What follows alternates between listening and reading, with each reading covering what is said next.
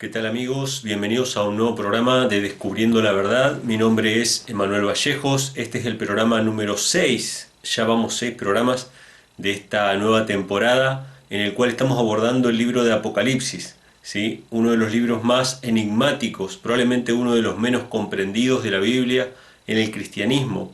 Pero hoy, estudiándolo a la luz del resto de las Sagradas Escrituras, podemos entender su significado. ¿Por qué? Porque el libro de Apocalipsis no es un libro sellado, no es un libro misterioso, no es algo que Dios dejó ahí con el solo objetivo de que especulemos sobre eso, sino que es una revelación. Así se llama el libro, la revelación de Jesucristo. Nos presenta a Jesucristo como nuestro sumo sacerdote, como nuestro cordero, como aquel que nos acompaña en toda la historia de la humanidad. ¿Por qué? Porque estamos estudiando justamente ahora el mensaje a las 7 iglesias, y esas 7 iglesias representan la historia de la iglesia cristiana desde el primer siglo hasta nuestros días. Y ya estuvimos viendo en programas anteriores la iglesia de Éfeso, esa iglesia primitiva de los apóstoles, una iglesia pura, una iglesia que obviamente padecía persecuciones. Después estuvimos viendo la iglesia de Esmirna, una iglesia también con persecuciones, pero que ya empieza de a poco a decaer, hasta desde el año 100 más o menos hasta el año 321 o 325 aproximadamente. Y lo que vamos a ver hoy es la iglesia de Pérgamo y la iglesia de Tiatira, ¿sí? Vamos a ver el periodo más oscuro probablemente de la historia del pueblo de Dios, de la historia de la iglesia. Es un periodo que comprende desde los años 325 aproximadamente hasta el año 1798. Es el periodo de mayor oscuridad, de mayor tiniebla para la iglesia de Dios, donde también obviamente hubieron persecuciones, la iglesia se corrompió, la iglesia se unió con el Estado y comenzaron las persecuciones a los pocos fieles que se mantuvieron firmes en defensa de la verdad bíblica y de la autoridad bíblica sobre todo, ¿sí? Nosotros vimos entonces desde el capítulo 2 la iglesia de Éfeso, la iglesia de Esmirna, hoy nos toca Pérgamo y Tiatira, y la semana que viene vamos a estar viendo el resto de las iglesias, Sardis, Filadelfia y Laodicea. Estas cartas a estas iglesias son mensajes particulares de Dios a su pueblo en todas las épocas, ¿sí? Desde el comienzo de la era cristiana hasta nuestros días. Y a nosotros nos toca el mensaje de la Odisea, así que vayan analizando, fíjense la importancia de entender estos mensajes. Si bien cada uno de estos mensajes es para una época en particular, eso no quita de que tenga una aplicación para nosotros hoy día, una aplicación personal, una aplicación grupal como iglesia, como pueblo.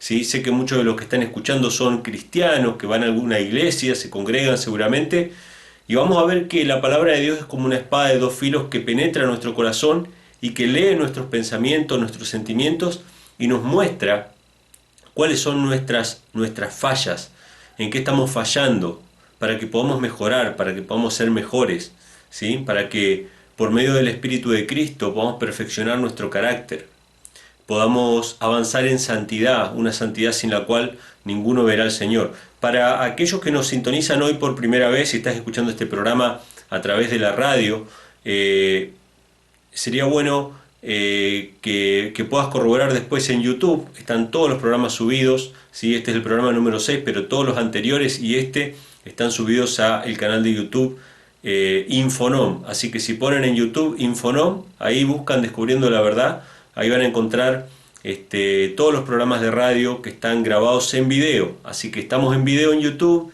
estamos en audio también en la página infonom.com.ar, y si usas Spotify o Anchor o cualquiera de estas aplicaciones de podcast o los podcasts de Google, en cualquiera de estas aplicaciones podés encontrarnos también buscando Infonom. Así que está disponible todo el material.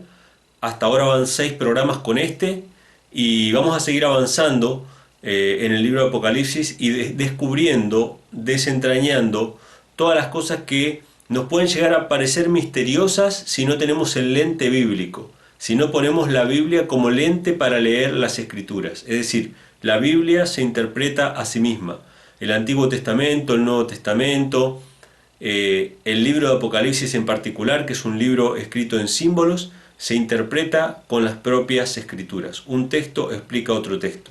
Así que de eso vamos a hablar hoy. Vamos a hablar acerca del mensaje a Pérgamo y a Tiatira, que son el periodo más oscuro, más terrible, de mayor decadencia de la iglesia cristiana. Es el periodo que los historiadores llaman, o es un poquito más en realidad, pero entra el periodo que es llamado por los historiadores la Edad Media, o la Edad Oscura, ¿sí? La Edad del Oscurantismo, que nosotros quedamos en Esmirna hasta el año 325 aproximadamente, cuando el paganismo o el Imperio Romano acepta nominalmente el cristianismo. Del 321 o 325 hasta el año 538 es el periodo en el cual se empiezan a juntar el paganismo y el cristianismo, hasta que finalmente en el año 538 el Papa de Roma o el Obispo de Roma asume el papel preponderante entre todos los obispos de Europa y es declarado cabeza de todas las iglesias, de toda la iglesia cristiana, ¿sí? Entonces, ese periodo, desde la conversión de Constantino hasta el establecimiento del papado o del Papa de Roma como cabeza de las iglesias, ese es el periodo de la iglesia de Pérgamo. Y posteriormente, el periodo de la iglesia de Tiatira es del 538, desde que se estableció el papado, hasta el año 1798, cuando cae el papado a mano de la Revolución Francesa. Estamos hablando de un periodo muy extenso de tiempo, ¿sí? Es un periodo muy extenso de tiempo en el cual la iglesia realmente estuvo relegada, estuvo perseguida, fue prácticamente clandestina. ¿Por qué? Porque la iglesia institucional se corrompió. Las iglesias se juntaron con el Estado. La conversión de Constantino lo puso a Constantino como si fuera el primer papa, ¿sí? Una cabeza religiosa y política a la vez. Cuando se disgrega el Imperio Romano, más o menos en el año 500 de la era cristiana, asume ese mismo poder y esa misma autoridad el obispo de Roma, el obispo más prominente de todos los obispos europeos, asume esa facultad de ser cabeza política y religiosa a la vez. Y ahí comienza el periodo más oscuro de todos, que la Biblia lo llama el periodo de los 1260 días, o tiempos y medio tiempo, o 42 meses, ¿sí? 3 años y medio. O sea, en realidad son años proféticos, ¿no? Son en total 1260 años, del 538 al 1798.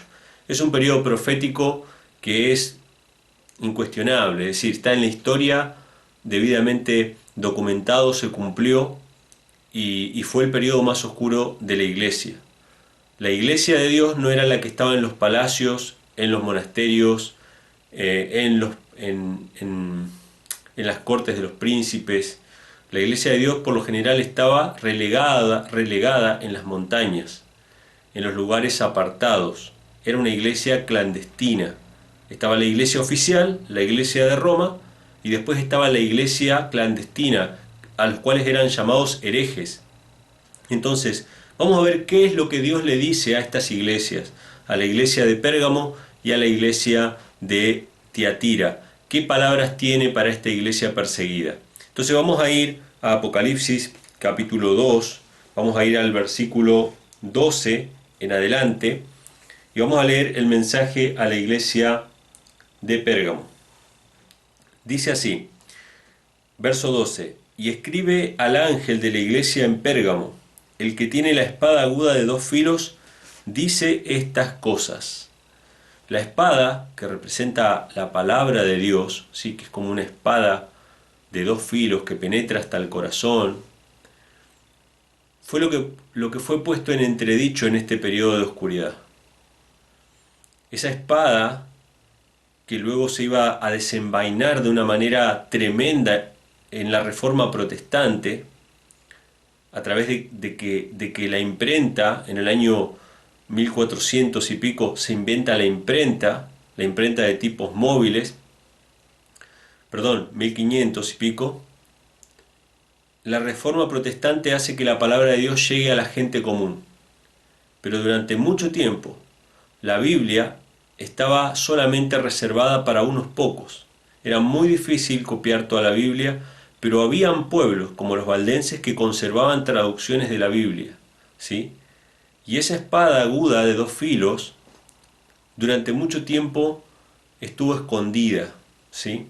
Estuvo bajo tradiciones de los hombres en la iglesia oficial. Pero hubo un pueblo que tenía la Biblia en su propio idioma y la preservó, entre ellos los valdenses, ¿sí? Que posteriormente fueron llamados valdenses, pero durante 1000 años ellos mantuvieron la fe pura sin adulteración con traducciones de las escrituras en su propio idioma, en italiano, ¿sí? Pero acá Cristo se presenta como el que tiene la espada de dos filos, dice estas cosas: yo sé tus obras y dónde moras, donde está la silla de Satanás, y retienes mi nombre, y no has negado mi fe, aun en los días en que fue Antipas, mi testigo fiel, el cual ha sido muerto entre vosotros, donde Satanás mora. Estas palabras pueden parecer enigmáticas, pero no lo son cuando entendemos al periodo de la historia a la cual se está refiriendo Cristo. En los días de Pablo, si vamos a 2 de Tesalonicenses, capítulo 2, en los días de Pablo, o sea, en el primer siglo, ya estaba empezando a obrar lo que Pablo llamaba el misterio de la iniquidad. ¿Qué era el misterio de la iniquidad? Era justamente esta unión entre el paganismo y el cristianismo, que posteriormente iba a terminar de desarrollarse como el papado, ¿sí? Como la iglesia de Roma. Vamos a ir a 2 de Tesalonicenses, capítulo 2. Ahí se nos habla acerca de este misterio de iniquidad que ya estaba empezando a obrar. 2 de Tesalonicenses, capítulo 2, versículo 7, nos dice lo siguiente: porque ya está obrando el misterio de iniquidad, solamente espera hasta que sea quitado de en medio el que ahora impide. Bueno, había un misterio de iniquidad que estaba obrando ya en los días de Pablo, pero que todavía no se había manifestado, pero se iba a manifestar. Él lo llama el hombre de pecado, el hijo de perdición. Se va a manifestar antes de que venga Cristo. O sea, él aclara de que Cristo no va a venir hasta que no se manifieste el hombre de pecado. Este hombre de pecado no era ni más ni menos que el cuerno pequeño de Daniel 7. No vamos a entrar en eso ahora. Hay un video en mi canal que se llama El cuerno pequeño del continuo. Se los aconsejo que lo miren. Pero bueno, Pablo está haciendo referencia a ese cuerno pequeño y él dice que ese misterio de iniquidad ya estaba obrando. Y el verso 8 dice: y entonces será manifestado aquel inicuo, el cual el Señor matará con el espíritu de su boca y destruirá con el resplandor de su venida. Interesante. ¿Con qué va a matar el Señor a ese hombre de pecado? Con el espíritu de su boca y el resplandor de su venida. Esto es muy interesante porque la palabra de Dios es lo que sale de la boca de Cristo como una espada aguda. Y Cristo va a matar con su espada, va a matar con su palabra a este hombre de pecado. Y también se nos dice que va a permanecer hasta la segunda venida de Cristo, porque dice con el resplandor de su venida. Entonces el verso 9 dice así: aquel inicuo cuyo advenimiento es según operación de Satanás, con grandes potencias y señales y milagros mentirosos. Ahora, este inicuo, este hombre de pecado, es por obra de Satanás, o sea, trabaja para Satanás. Pero en el versículo 4 se nos dice: oponiéndose y levantándose contra todo lo que se llama Dios o que se adora, tanto que se asienta en el templo de Dios como Dios, haciéndose pasar por Dios. Dice que se sienta en el templo de Dios, ocupa el lugar que a Dios le corresponde, se sienta en el trono de Dios, pero es por obra de Satanás. O sea que es Satanás sentándose en un trono, ¿sí? Ocupando el lugar que solamente a Dios le corresponde. ¿A qué se refiere esto? Se refiere justamente al hombre de pecado, se refiere al Papa. El Papa ocupó un lugar que no le correspondía. Era el hombre de pecado, ¿por qué? Porque se hace llamar Santo Padre, ¿sí? Tiene una triple corona que muestra su dominio sobre el cielo, la tierra y el infierno. ¡Wow! Interesante. Los reyes de la tierra, en Europa, los reyes de la tierra le besan el anillo, le besaban el anillo, se inclinaban ante él, y hoy día muchos presidentes le besan la mano. Interesante. Se hace pasar por Dios.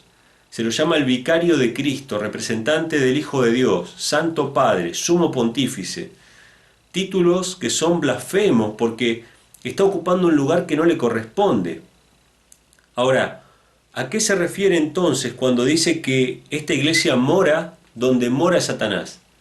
Se refiere a que esta iglesia vive en el tiempo del apogeo de este hombre de pecado. De este hombre de pecado que ocupa el lugar de Dios, que se hace pasar por Dios. Si ustedes se fijan, dice que está en la silla de Satanás.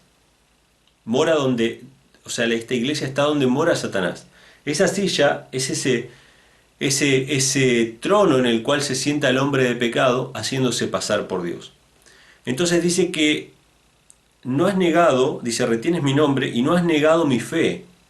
O sea que es una iglesia que se mantiene fiel a Cristo a pesar de que hay una corrupción en el cristianismo generalizado. En toda Europa hay una corrupción generalizada, pero esta iglesia se mantiene fiel.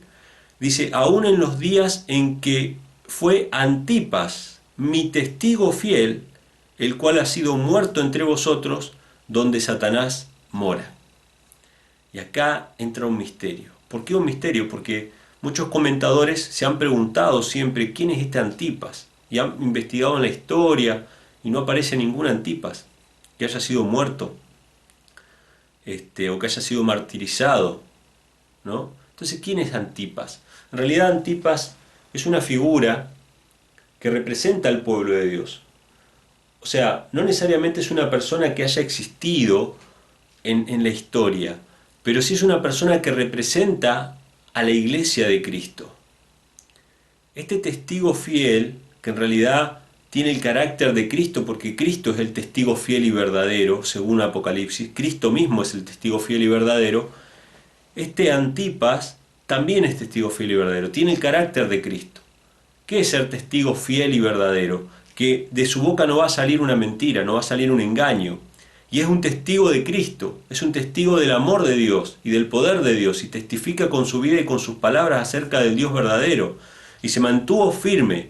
Pero lo interesante es su nombre, Antipa, ¿sí? Antipa. Hay dos palabras allí.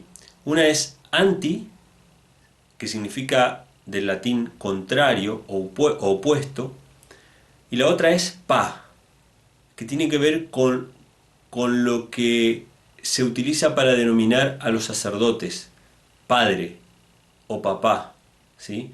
Cuando se le dice al papa, se le dice papa, significa padre en italiano, que viene del latín, ¿sí?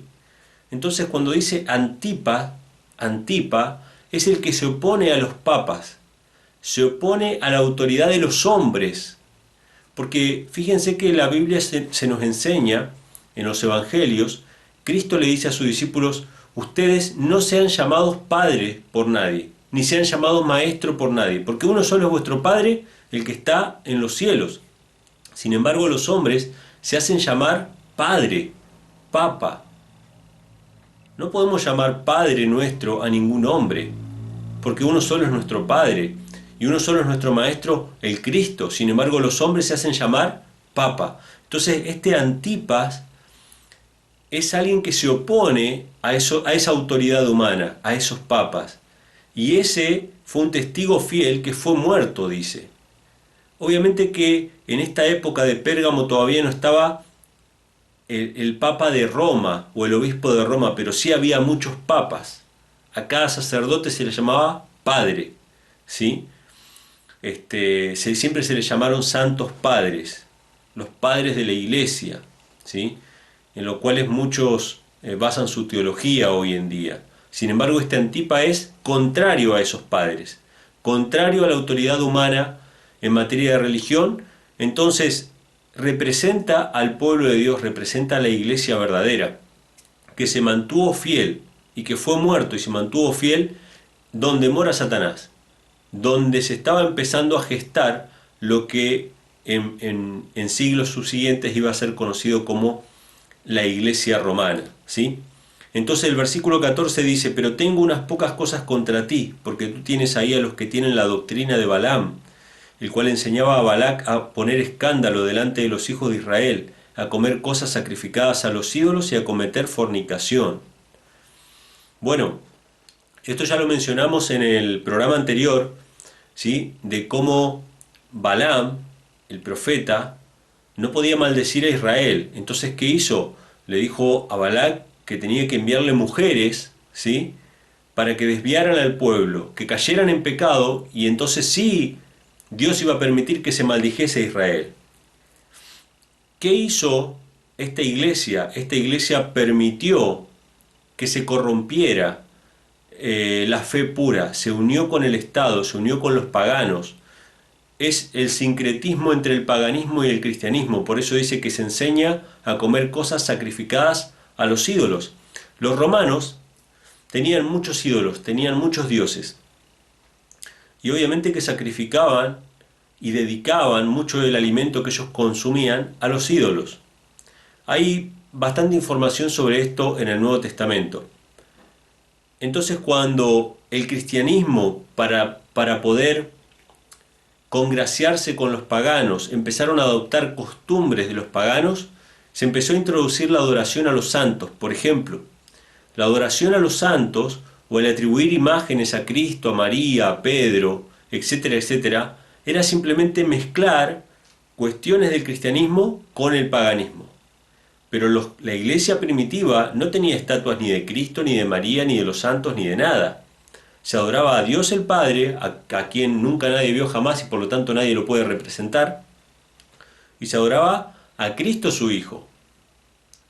Ni siquiera con una forma o con una imagen, y ni siquiera con un crucifijo. Todas estas costumbres vinieron posteriormente. Pero básicamente lo que nos está hablando la Escritura es que empezó a corromperse la iglesia. Y esa iglesia se unió con el paganismo para formar una especie de totalitarismo, ¿sí? Porque al mismo tiempo que se era en la cabeza de la iglesia, se era el emperador. Y todo esto comenzó con la conversión nominal de Constantino. Constantino, que dice que vio una cruz en el cielo, que dijo que con una frase que decía: con esta vencerás, y él ahí se hizo cristiano. Pero era mentira. En realidad él nunca dejó de adorar al sol, él nunca dejó de ser pagano, simplemente quiso congraciarse con el cristianismo para que haya paz en el imperio, nada más que eso. Pero esa unión trajo consigo la decadencia moral y religiosa de la iglesia. Así que dice en el versículo 15: así también tú tienes a los que tienen la doctrina de los nicolaitas, la cual yo aborrezco. Esto lo habíamos mencionado en programas anteriores, ¿sí? Acerca de los nicolaitas, que no se sabía muy bien si era una secta que usaba el nombre de uno de los 7 diáconos, o de dónde venía el nombre nicolaitas, pero lo que sí sabemos era que tenían doctrinas falsas, ¿sí? Y que Dios los rechazaba. Verso 16 dice: arrepiéntete, porque de otra manera vendré a ti presto y pelearé contra ellos con la espada de mi boca.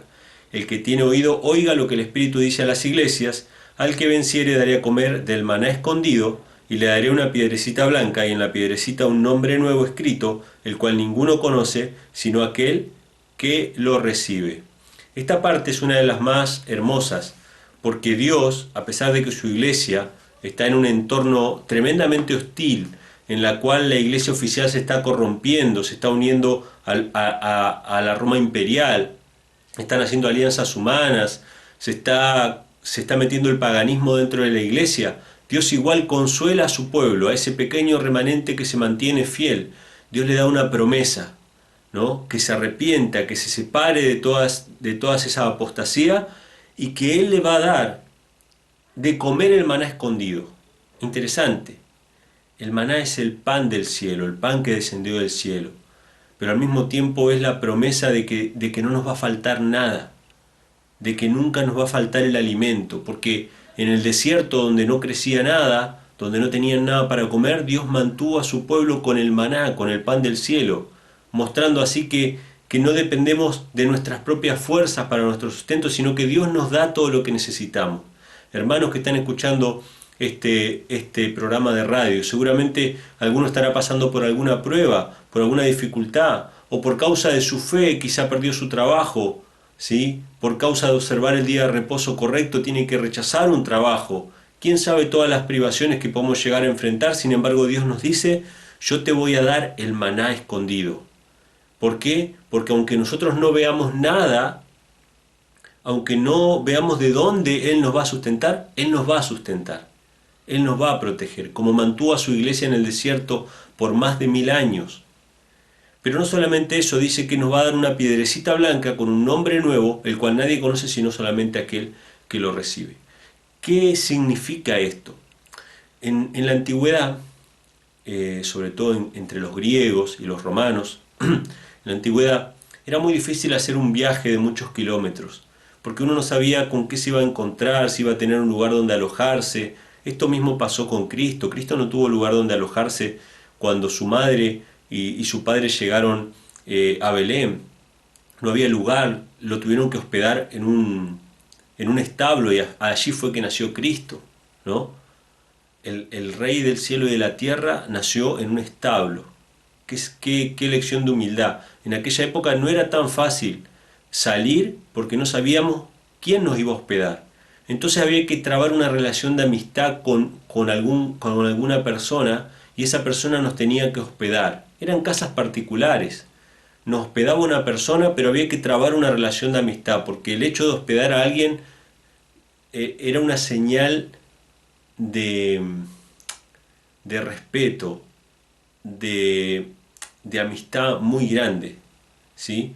De hospitalidad, que no era muy común, ¿sí? O sea que había que trabar una amistad con esa persona. Y entre el huésped y el anfitrión, agarraban una piedra blanca, la partían al medio, y cada uno escribía el nombre de cada uno en una parte de esa piedra blanca, que después cuando se unían, ¿no? Coincidían perfectamente, ¿no? Como si fuera una llave, ¿no? Si partimos una piedra a la mitad, una parte tiene que coincidir con la otra, y no va a coincidir con otra piedra, no se puede falsificar, eso es como un documento. Entonces cada uno tenía el nombre escrito, pero tenía que ser guardado de manera secreta, nadie más tenía que saber. Entonces yo le daba, supongamos que yo soy el huésped, yo le daba mi nombre al anfitrión y el anfitrión me daba su nombre a mí. Entonces yo, si mis hijos o los hijos de mis hijos tenían que hacer un viaje y pasar de vuelta por ese lugar, esa piedrecita blanca podía ser llevada a los descendientes de la familia de mi anfitrión y ellos iban a saber de que había una amistad entre nosotros y me iban a hospedar a mí o a mis descendientes, a quien tuviera la piedrecita. Era una señal y una garantía de amistad, de protección, ¿sí? Y eso quedaba escrito.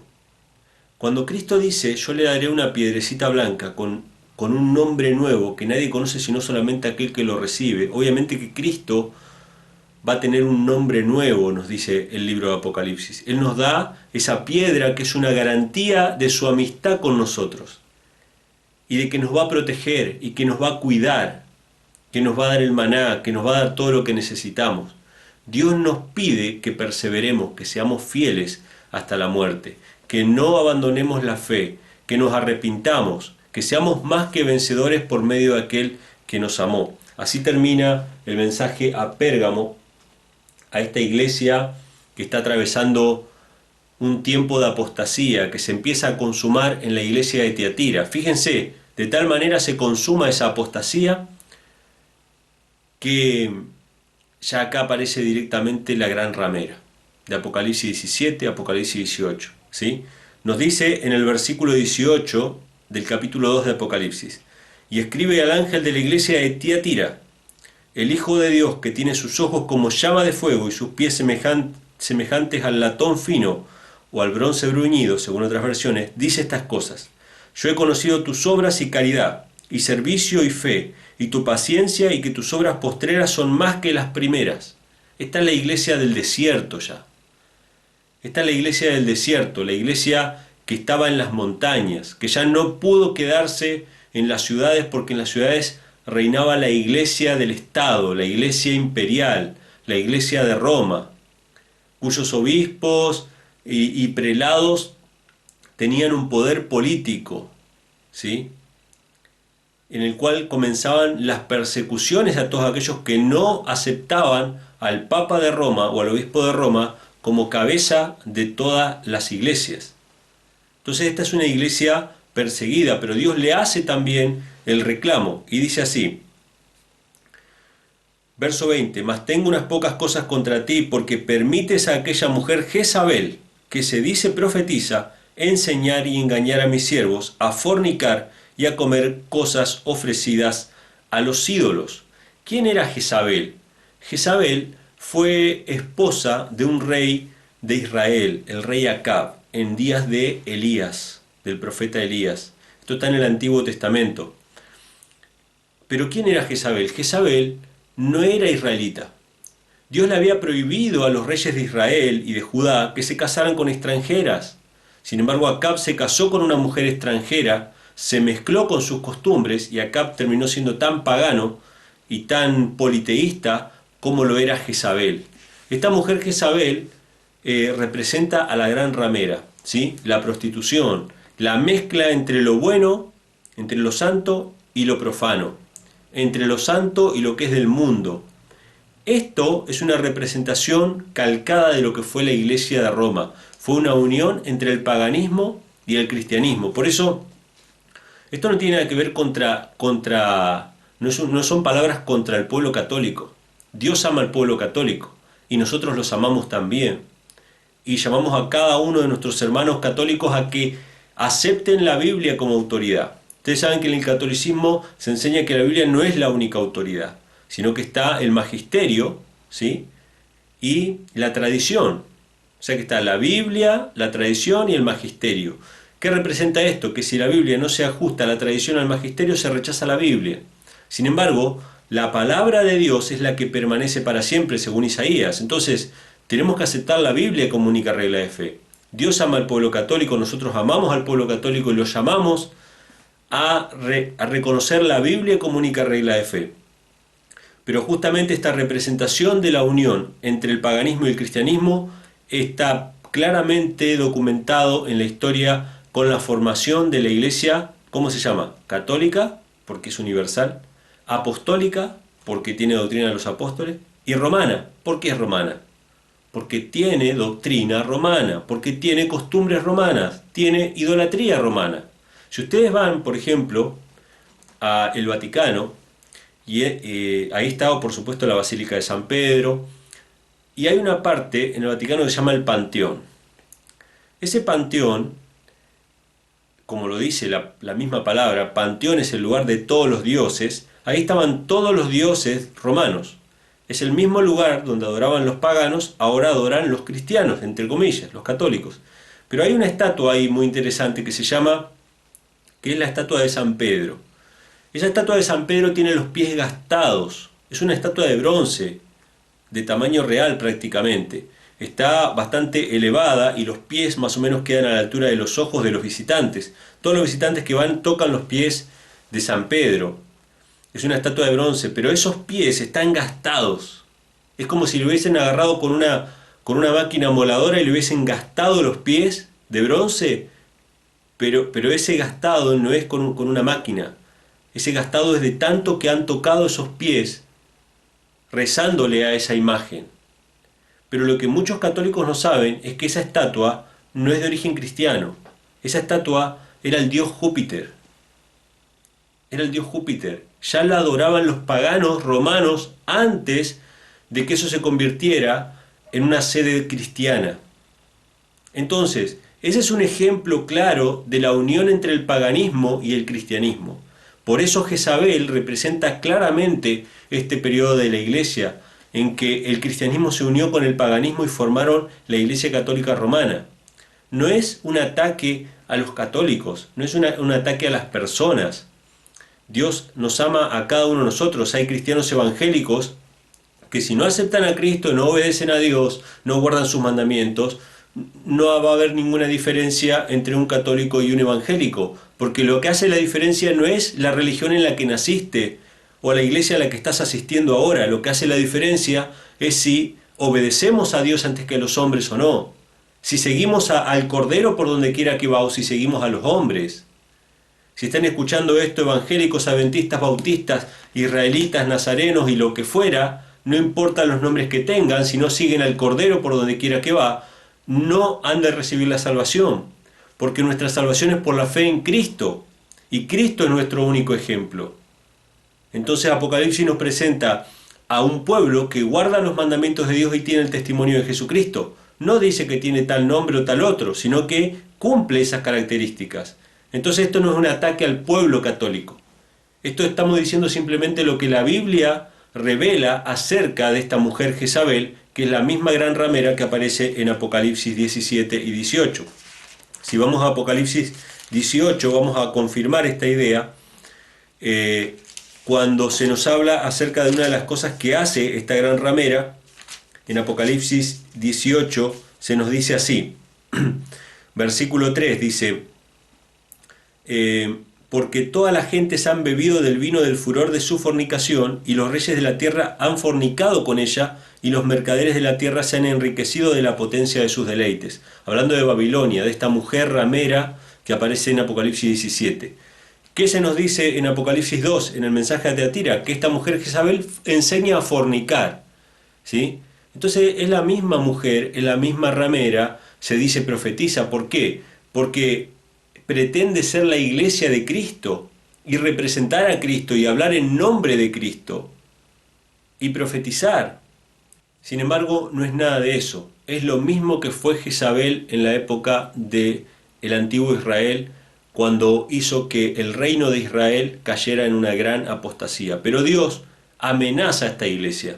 Y dice así en el versículo 21, le he dado tiempo para que se arrepienta de las fornicaciones y no se ha arrepentido. He aquí yo la he hecho en cama y a los que adulteran con ella en muy grande tribulación, si no se arrepienten de sus obras. O sea que Dios, que está al control de la historia de la humanidad, Él es el que le va a dar su recompensa. Eso está en Apocalipsis 18. Ha caído Babilonia, la gran ciudad, la que hizo beber a todas las naciones de la fornicación, de la falsa doctrina, del vino adulterado, una palabra de Dios adulterada con tradiciones de hombres, va a tener su recompensa, la Biblia lo dice. Pero también todos aquellos que forniquen con ella. Y esto va para las iglesias cristianas o los cristianos que están escuchando este mensaje. Tu iglesia, la iglesia a la que vos vas, ¿pertenece al ecumenismo, al movimiento ecuménico? ¿Está fornicando con la gran ramera? ¿Se reúnen tus pastores con los sacerdotes cada tanto para llevar planes comunes? ¿Cuál es la característica de nuestra iglesia? ¿Nos separamos de la gran ramera o la toleramos? Tenemos que separarnos de la gran ramera. No podemos aceptar la adulteración de la palabra de Dios, no podemos aceptar el paganismo, la adoración de imágenes, la salvación por obras, el pago de indulgencias y quién sabe cuántas otras cosas más, ¿no?, que se han introducido en el cristianismo. Entonces en el versículo 22 dice, versículo 23, mataré a sus hijos con muerte, y todas las iglesias sabrán que yo soy el que escudriño los corazones y las entrañas, acá dice los riñones, y daré a cada uno de vosotros según sus obras. Pero yo digo a vosotros y a los demás que estáis en Tiatira, cualesquiera que no tenéis esta doctrina, y que no han conocido las profundidades de Satanás, como dicen, yo no enviaré sobre vosotros otra carga, empero la que tenéis, tenedla hasta que yo venga. Y al que hubiere vencido y hubiere guardado mis obras hasta el fin, yo le daré potestad sobre las gentes, y las regirá con vara de hierro, y serán quebrantados como vaso de alfarero, como también yo he recibido de mi Padre. Y le daré la estrella de la mañana. El que tiene oído, oiga lo que el Espíritu dice a las iglesias. Entonces la iglesia de Tiatira, Dios hace un llamado a no tolerar más las acciones de la ramera, a separarnos de la ramera. Dice, tú toleras ahí adentro a esa mujer Jezabel, que enseña a fornicar, a comer cosas sacrificadas a los ídolos. ¿Nosotros estamos tolerando la idolatría en nuestra iglesia? ¿Hay imágenes de Cristo en nuestra iglesia? ¿Hay cruces en nuestra iglesia? ¿Sí?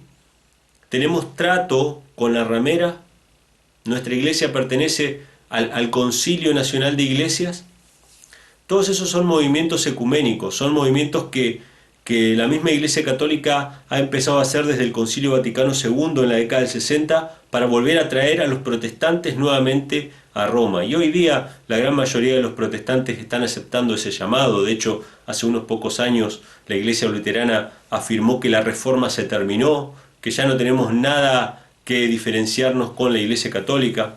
Y bueno, muchos evangélicos hoy ya han dejado de mencionar quién es la ramera de Apocalipsis, quién es esta Jezabel, quién es la bestia de Apocalipsis 13. Sin embargo, bueno, aquí hay un pequeño pueblo que sigue creyendo lo que dice la palabra de Dios sobre estas profecías. Y levantamos nuestra voz para hacer un llamado a muchos que hoy están en las iglesias, que probablemente están escuchando este programa y que se han estado preguntando estas cosas, ¿no? Y que quizá nunca han escuchado desde un púlpito este mensaje.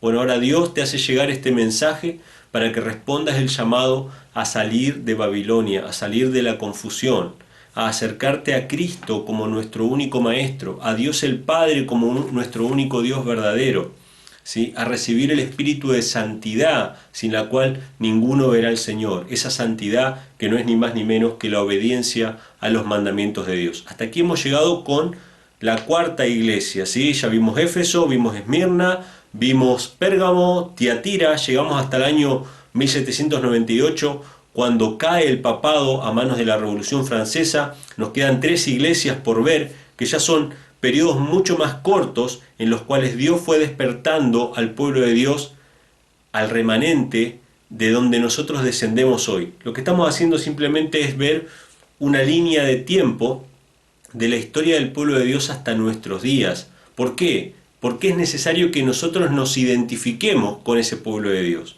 que nosotros veamos dónde estamos parados según la profecía.